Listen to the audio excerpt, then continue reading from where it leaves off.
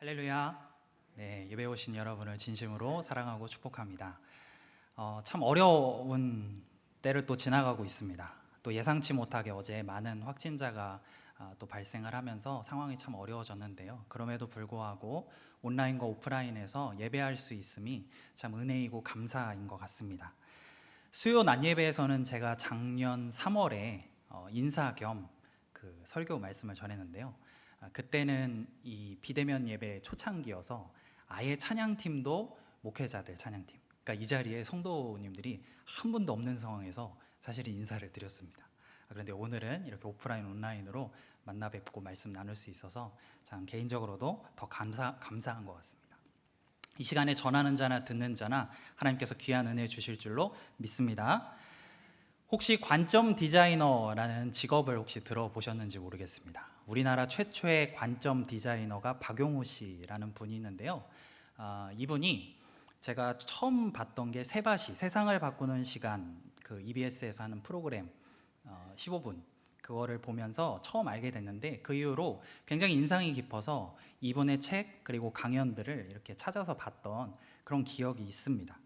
카카오나 삼성전자 같은 이런 대기업들을 주로 컨설팅을 해주면서 기업들의 방향을 정해주고 하는, 관점을 바꿔서 그것들을 도와주는 일들을 하고 있더라고요. 관점을 새롭게 바꾸는 것으로 기업이 변하고 한 개인의 삶이 변한다는 겁니다. 예를 들어서 이런 경우입니다. 보통 사람들은 매장을 가면 물건을 파는 곳이다 라고 생각을 합니다. 그런데 이 관점을 조금 바꿔서 매장은 고객님이 물건을 사시는 곳이다 이렇게 바꿨습니다. 그런데 이 관점을 이렇게 조금 바꾸고 확장시키고 변화시키는 것만으로도 매장을 꾸며야 하는 기준, 또 물건의 배치 이런 게 다 달라지고 이게 곧 기업의 변화로 이어지게 되었다, 이런 이야기들을 담고 있더라고요. 부탁드리기는 오늘 우리 여러분들이 관점 디자이너가 좀 되어 주셔야겠습니다. 왜냐하면 제가 설교 말씀 오늘 본문을 준비하면서 유독 좀 시간이 많이 걸렸습니다. 어떻게 설교를 해야 할지 좀 고민이 많았던 본문이 오늘 본문이었는데요. 저희가 수요일마다 묵상하는 게 지금 디모데전서입니다. 이 디모데전서는 에베소 교회의 영적 리더로 있었던 디모데를 향해서 바울이 조언을 전하는 그런 편지, 서신이었습니다. 그 중에 오늘은 장로에 대해서, 장로와 태도에 대해서 말씀을, 바울이 서신을 전하고 있는데요. 여기서 말하는 장로는 오늘날 우리 현대 교회에서 있는 어떤 직분으로서의 장로와는 조금 다른 개념입니다. 성경에서 나오는 장로 혹은 감독은 오늘날로 따져보자면 목사에 해당하는 직분이었습니다. 초대교회의 지도자였던 베드로도 자기 자신을 장로라고 이렇게 소개하는 말씀 구절도 있죠. 예수님의 몸된 교회에서 말씀과 가르침으로 수고해서 이끄는 리더들을 장로 혹은 감독이라고 신약 성경에서 부르고 있습니다. 그러니까 제가 이 말씀을 준비를 하면서 약간 목사의 입장에서 목사에게 여러분이 이렇게 해야 합니다 라고 전하려니까 뭔가 좀 이런 느낌이 있죠. 뭔가 내가 아빠니까 자녀들한테 니들이 나를 좀 이렇게 대우해야 돼, 혹은 뭐 선생님이 이 학생들 앞에서 스승의 날 때 나를 좀 이렇게 챙겨라, 약간 이렇게 말하는 그런 좀 느낌적인 느낌을 아시려는지 모르겠습니다. 약간 그런 기분이어서 어떻게 전해야 할까 좀 고민이 많이 되었습니다. 하지만 관점을 조금 확장하고 좀 바꿔보니까 결국 이거는 우리 모두를, 이런 목회자를 비롯한 우리 모두를 향한 말씀이구나 라는 사실을 좀 깨닫게 되었습니다. 왜냐하면 단순히 어떤 직책의 이름으로서가 아니라 영적 리더들을 향한 말씀이다 라고 관점을 조금 바꿔보면 저와 여러분은 각각의 자리에서 나름대로 영적 리더의 역할을 다 감당하고 계시기 때문입니다. 양무리의 목자로 목원들에게 영적 리더로 세워져 계시고, 그리고 교회의 직분을 받았다면 그 직분자로 성도들 앞에서 영적 리더의 역할을 하고 계십니다. 그리고 가정에서는 자녀들 앞에서 부모로서 영적 리더의 역할을 감당하고 계신 것이죠. 또한 이도저도 아니라면 믿음이 연약한 누군가에게 내가 말씀을 통한 어떤 조언과 또 기도로 도움을 주고 있다면 그 또한 그분에게는 영적 리더인 것입니다. 그러니까 결국엔 우리는 누군가에게 모두 영적 팔로워이자 영적 리더라는 사실입니다. 그래서 오늘 말씀은 결국 우리 모두를 향한 말씀이 되는 것이죠. 오늘 말씀의 제목이 영적 리더와 태도였습니다. 그래서 이 영적 리더와 태도에 관한 거를 크게 두 가지 측면으로 여러분들과 오늘 말씀을 나누려고 하는데요. 첫 번째는 영적 리더에 대한 태도입니다. 영적 리더에 대한 태도. 한번 따라해 볼까요? 영적 리더에 대한 태도는 존경하라입니다. 한번 따라해 보시죠. 존경하라. 네. 오늘 본문 17절을 제가 한번 읽어 드리겠습니다. 잘 다스리는 장로들은 배나 존경할 자로 알되 말씀과 가르침에 수고하는 이들에게는 더욱 그리할 것이니라. 하나님이 자연의 질서를 정해 주셨듯이 이런 권위에 대한 질서를 정해 주신 겁니다. 왜 꼭 지구가 태양 주변만 공전하느냐? 이왕이면 저기 안드로메다에 예쁜 별이 있다는데 그 별 주위도 좀 돌고 우주 여기저기 다니면 좋을 텐데, 이렇게 하나님 앞에 따지는 분들은 아마 단 한 명도 없을 겁니다. 왜냐하면 그게 창조 질서고 자연의 질서이기 때문입니다. 오늘 말씀하시는 영적 권위에 대한 존중도 마찬가지입니다. 뭔가 그 사람이 더 잘나서 더 뛰어나서 그게 아닙니다. 하나님이 정하신 질서이기에 하나님을 사랑하고 존중하는 마음으로 영적 권위에 대한 존경을 가지라는 것이죠. 구약에 보면 사무엘상에 한나가 등장합니다. 이 엘가나에게 두 아내가 있었죠. 한나와 브닌나, 이렇게 두 아내가 있었는데요. 브닌나는 자녀가 있었지만 안타깝게도 한나는 자녀가 없었습니다. 당시에 자녀가 없다는 건 굉장히 괴롭고 어려운 힘든 일이었습니다. 그런데 이것도 괴롭고 힘든데 브닌나가 한나를 찾아와서 이걸 가지고 괴롭히고 막 업신여기는 겁니다. 매년 가족들이 모여서 하나님 앞에 제사를 지내러 가족들이 모두 모여서 하나님 앞에 나가는데, 그럴 때마다 브닌나가 당당하게 그냥 자녀들을 양옆에 끼고 한나 앞에 딱 찾아와가지고 그냥 막 도금무시, 번역하면 개무시를 막 하는 거죠. 막 무시를 하는 겁니다. 얼마나 기분이 나빴겠어요. 상처난 부위에다가 계속 그냥 소금 뿌리는 그런 일들을 매년 정기적으로 계속하고 있는 겁니다. 남편이 아무리 나는 한나 당신을 더 사랑해요 라고 위로하고 사랑을 표현해도 이게 위로가 되지를 않는 겁니다. 어느 날은 가족들이 제사를 드렸습니다. 그래서 모여서 음식을 나누고 먹을 때 그 자리를 한나가 조용히 나옵니다. 그리고 성전으로 가서 하나님 앞에 통곡하면서 기도합니다. 하나님, 저에게 아이를 주시면, 아이를 허락하여 주시면 이 아이를 평생 하나님께 드리겠습니다. 이런 간절한 기도를 흐느끼면서 성전에서 하나님 앞에 기도를 합니다. 근데 이 장면을 엘리 제사장이 보게 되죠. 그런데 엘리 제사장이 이렇게 반응을 합니다. 사무엘상 1장 13절 14절을 제가 읽어드리겠습니다. 한나가 속으로 말하매 입술만 움직이고 음성은 들리지 아니하므로 엘리는 그가 취한 줄로 생각한지라. 엘리가 그에게 이르되 내가 언제까지 취하여 있겠느냐, 포도주를 끊으라 하니.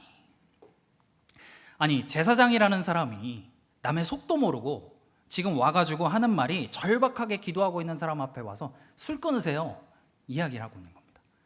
만약에 오늘 예배를 드리시고 간절한 기도 제목으로 이 앞에서 막 눈물로 기도하고 있는데 제가 강단을 뚜벅뚜벅 내려가더니 한잔 하셨어요? 이러면은 기분이 어떻겠습니까?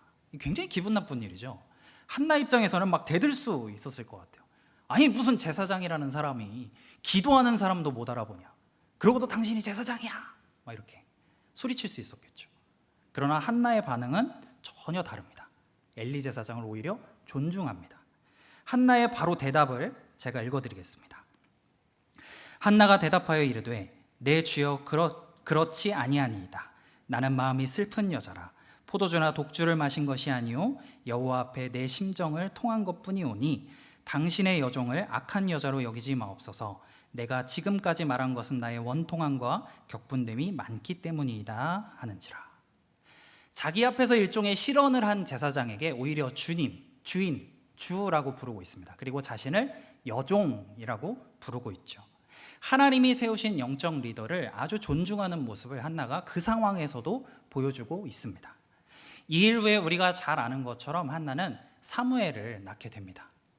하나님께서 세우신 질서를 존중한 이 한나를 하나님께서 역사해 주신 것이죠. 어떤 영적 리더나 목회자가 능력이 더 뛰어나서 존중하고 존경하는 게 아니라는 것입니다. 아마 성도님들 중에서 보면 신앙생활을 오래 하시고 또 말씀에 대해서 많이 읽고 공부하신 성도님들이 오히려 성경에 대해서 더 많이 알고 계실 수도 있습니다. 그리고 더 성품이 좋으시고 더 인품이 좋으신 분들도 많이 계십니다. 제 후배 전도사님이 그 어머니 이야기인데요. 그 어머님도 신앙생활을 오래 하셨습니다. 그리고 심지어 교회에서 평신도 말씀 양육 리더로 엄청나게 오랜 시간 동안 말씀 양육을 해오셨던 분입니다. 그래서 가족 큐티를 날마다 하는데요. 그 가족 큐티 시간에 딱 앉혀놓고 커다란 화이트보드, 그 집에 그 화이트보드가 있다는 거 사실도 놀라운데 그거를 딱 놓고 큐티를 하실 때마다 어떤 말씀에 대해서 막 지도를 그려가시면서 막 이렇게 설명을 하시는 겁니다. 그래서 큐티가 막 1시간에서 길면 2시간. 그 어느 날은 그 전사님이 저한테 찾아와서 미치겠다고, 이게 좋아서 미치는 건지 뭔지는 여러분의 상상에 맡기도록 하겠습니다. 이렇게 더 뛰어난 분들도 계십니다. 그럼에도 불구하고 하나님이 정하신 이 영적 권위를 존중하면서 세우신 영적 리더를 존경해야 한다고 사도 바울이 우리에게 가르쳐주고 있는 겁니다. 사실 요즘에 부끄럽게도 이렇게 뉴스나 미디어를 통해서 영적 리더나 아니면 목사님들에 대한 그런 문제들을 많이 접하게 되는 것 같습니다. 사실 이런 것들을 많이 접하다 보면 오늘과 같은 이런 말씀을 딱 들었을 때 이게 좀 거부감이 생기실 수도 있을 것 같아요. 한번 이렇게 생각을 해보시죠. 혹시 치킨의 어느 부위를 좋아하십니까? 퍽퍽살을 좋아하시는 분들은 저랑 치킨 한 마리, 저는 다리랑 날개를 좋아하거든요. 만약에 한번 이렇게 한번 생각을 해보시죠. 치킨을 시켰는데 내가 가장 좋아하는 다리에, 가장 맛있어하는 부위의 튀김옷에 머리카락이 꽂혀 있다고 한번 생각해 보세요. 치킨에서 머리카락이 나왔다고 이 세상 치킨은 다 썩었어, 나는 앞으로 절대로 치킨은 먹지 않을 거야 라고 하시는 분들은 아마 한 분도 없으실 겁니다. 그 치킨집이 아닌 다른 치킨집에서 앞으로 시켜 먹겠죠. 왜냐하면 세상 대부분의 치킨에는 머리카락이 들어있지 않기 때문입니다. 마찬가지로 일부 목사님이나 영적 리더의 잘못을 보고 교회와 그 리더들은 다 썩었다 하고 교회를 떠나고 비난하는 사람이 되어서는 안 된다는 것입니다. 그리고 하나님의 말씀을 이거는 내가 좀 동의가 돼 하고 취하고, 이 부분은 내가 아무리 봐도 동의할 수 없어 해서 선택적으로 거부하고, 이렇게 해서는 안 된다는 것입니다.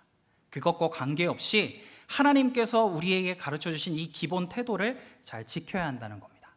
나의 영적 리더에 대해서 존경하라 하신 말씀을 그 기본 태도로, 우리의 신앙생활의 기본 태도로 삼아야 한다는 것이죠. 오늘 본문에서 존경하라라고 했는데 이 존경에는 사실 어떤 정서적인 부분만을 다루고 있는 게 아닙니다. 이 17절의 존경이라는 단어가 헬라어로 티메라는 단어인데요. 이 뜻이 뭐냐면 값, 어떤 대가로 지불된 돈, 이런 뜻을 가지고 있습니다. 그래서 고린도전서에 보면 값으로 사신 바 되었다라고 표현하실 때 그 값이 바로 이 같은 단어 티메, 헬라어 티메를 쓰고 있습니다. 그러니까 말로 정서적으로 그냥 존경해요 라고 생각하고 말하고 끝나지 말고 마땅한 값을 지불하라고 사도 바울이 이야기를 해주고 있는 겁니다.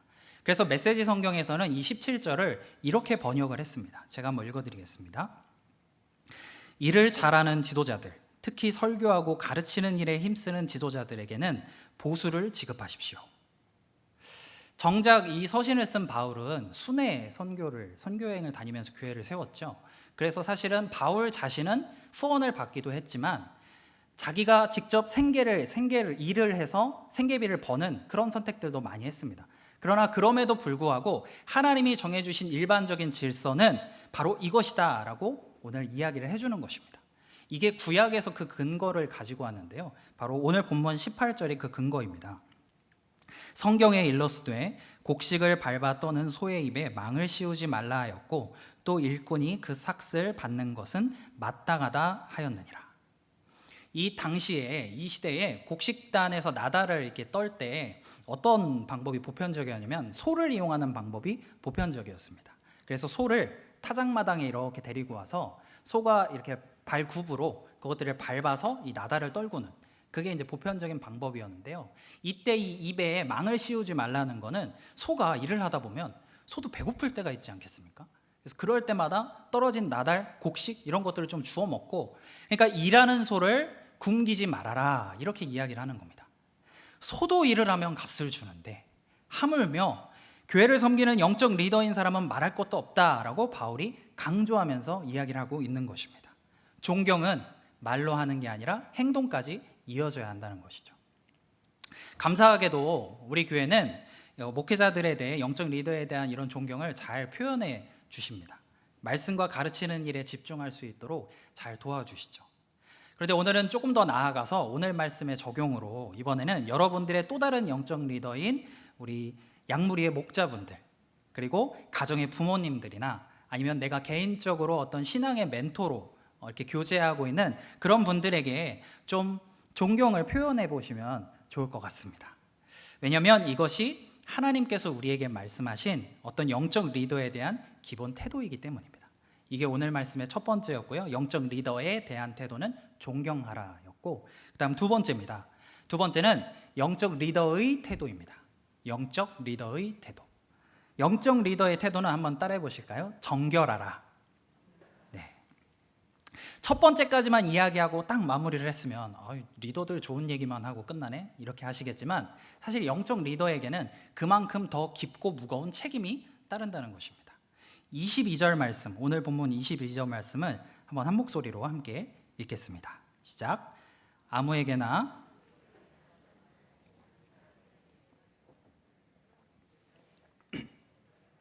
아멘. 이게 무슨 의미냐면요, 이렇게 영적 리더를 세울 때 그냥 서둘러서 경솔하게 안수해서 세웠다가 만약에 그 사람이 막 죄가 많은 사람이거나 막 이런 게 드러났을 때는 그 책임으로부터 자유로울 수 없다는 것입니다. 그러니까 이렇게 누군가를 세울 때에도 신중하게 스스로의 정결함을 잘 지키도록 세워라, 이런 말씀을 하고 있는 것입니다. 그만큼 영적 리더에게 정결함을 지키는 일은 대단히 중요하다는 것이죠. 하나님이 주신 권위에는 더욱더 무거운 책임이 따릅니다. 그래서 영적 리더는 더욱더 구분되어야 합니다. 자신의 정결함을 지키는 데 있어서 더욱더 신중해야 한다는 것입니다. 존경받는 권위만큼의 깊은 책임이 있다는 말씀이죠. 공동체에서 어떤 이렇게 죄를 지은 사람들을 대할 때 예수님께서 가이드라인을 제시해 주셨습니다. 그게 마태복음 18장에 등장을 하는데요. 처음에는 둘 사이에서 그 사람과 내가 만나서 그걸 알았을 때 권면을 하는 겁니다. 그 죄에서 돌이켜라, 이렇게 권면을 하라고 말씀을 하시고요. 그래도 안 되면 이제 두세 사람 정도의 증인과 함께 가서 그 사람을 만나서 권면을 하는 겁니다. 그 죄에서 돌이키라고 권면을 하는 거죠. 그런데 이것마저 말을 듣지 않는다, 거부한다 하면 이번에는 교회 공동체를 통해서 공적으로 권면을 하는 겁니다. 교회를 공적으로 권면을 하고 그것마저 듣지 않으면 예수님께서 이렇게 말씀하셨죠. 이방인과 세리와 같이 여겨버려라, 이렇게 말씀을 하셨습니다. 그런데 이런 장로와 같은 영적 리더들에게는 그 범위를 훨씬 더 넘어서서 그렇게 처리하라고 우리에게 말씀을 하시는데요. 20절에 이렇게 말씀을 하십니다. 범죄한 자들을 모든 사람 앞에서 꾸짖어 나머지 사람들로 두려워하게 하라. 하나님이 주신 권위로 존경을 받고 존중을 받는 리더의 자리, 그 신뢰를 입고 그 자리에 있는데 그 신뢰를 배신한 그런 죄를 지었을 때는 공개적으로 그 죄를 다루라고 이야기를 하는 겁니다. 그냥 한 개인을, 어떤 한 사람을 망신 주기 위해서 이렇게 하는 것이 아니라 공동체 전체에 경각심을 주기 위해서 이렇게 하라는 것이죠. 어떤 죄를 드러내시고 다루시는 하나님이 분명히 계시다는 그 하나님을 향한 경외함을 잊지 않기 위해서 전체적으로 공개하고 이 영적 리더의 문제를 다루라는 겁니다. 물론 이 영적 리더의 죄가 모르고 지은 실수의 죄라든지 이런 작은 죄 하나 가지고 다 오픈해가지고 사람들 앞에 세워서 치리해라, 이런 말씀을 하는 게 아닙니다. 사실 개역개정 성경에서는 그 부분이 번역하면서 조금 빠졌는데요. 원래 이 의미가 담겨져 있는 NASB 영어 성경을 보면 앞쪽에서 문장이 어떻게 시작하냐면 Those who continue in sin 이라고 표현을 합니다. 그러니까 죄를 계속해서 짓는 사람들, 계속해서 반복해서 죄를 짓고 돌이키지 않는 그 리더들을 향해서 공개적으로 이렇게 리더들은 죄를 다뤄라 라고 이야기를 하고 있는 것이죠. 어찌됐든 간에 이 영적 리더들에게는 그만큼 큰 책임으로 다루신다는 말씀입니다. 제가 앞서서 그 뉴스에 나오는 어떤 목사님들이나 교회 영적 리더들의 문제를 이야기를 했는데요. 근데 우리가 이런 문제를 접했을 때 그냥 혀를 끌끌 차고 저긴 왜 이래, 저 사람은 왜 저래, 일부야, 이렇게 하고 그냥 넘어가서는 안 됩니다. 반드시 그런 소식 가운데에서 나의 정결함을 돌아봐야 한다는 것입니다. 우리가 말씀을 듣고 나면 듣는 중에 꼭 이런 생각이 가끔 드시지 않습니까? 아무개 집사님이 이 이야기를 들어야 되는데, 아무개 목회자는 이 이야기를 잘 듣고 있나? 막 이렇게 돌아보고. 근데 남을 돌아볼 게 아니라 나를 돌아봐야 한다는 것입니다. 누군가에게, 그리고 공동체 안에서 우리는 모두 영적 리더이기 때문에 나는 어떠한지, 나는 사람들과 하나님 앞에서 정결하게 살고 있는지를 돌아봐야 한다는 것입니다. 그래서 저도 그런 소식이나 뉴스들을 들을 때마다 사실은 마음 한켠에 두려움이 있습니다. 뉴스에 나왔던 그분들이 제가 생각하기에 처음 신학교를 갈 때부터 나는 교회에서 재정적으로 한탕 싹 해가지고 큰 부자가 될 거야 라든지, 성도들을 싸움을 붙여가지고 교회를 반으로 찢어놓을 거야, 이런 굳은 결심을 하고 신학교를 가시는 분들은 아마 단 한 분도 없을 거라고 생각합니다. 어느 순간부터 처음 가졌던 마음을 잃어버리는 거예요. 자기가 영적 리더가 갖춰야 하는 그 태도에는 관심이 없어지는 겁니다. 서서히 정결함을 잃어버리기 시작하고 죄가 죄인 줄도 모르고 손바닥으로 하늘을 가리는 그런 어리석은 일들을 계속해서 해오다가 그렇게 공개적으로 자신의 모든 것이 무너져 버리게 되는 것이죠. 여기 서 있는 저도 이 경각심을 가지고 살지 않으면, 이 영적 리더로서의 태도, 이 정결함을 매 순간 하나님 앞에서 돌아보고 예수님과 함께하지 않으면 저도 똑같은 사람이 될 수 있다는 겁니다. 근데 여러분도 마찬가지입니다.